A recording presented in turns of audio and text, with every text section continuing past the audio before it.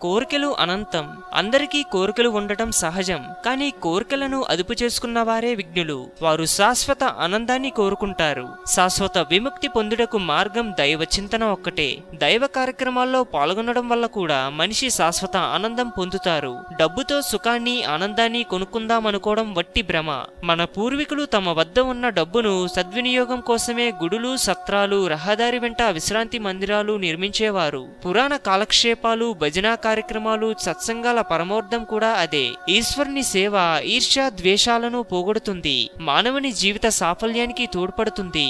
Hinduism గురించి మరెన్నో గొప్ప గొప్ప విషయాలను తెలుసుకోవడం కోసం మా ఛానల్ని సబ్స్క్రైబ్ చేయండి. ఈ వీడియో మీకు నచ్చినట్టయితే లైక్ చేయండి, షేర్ చేయండి.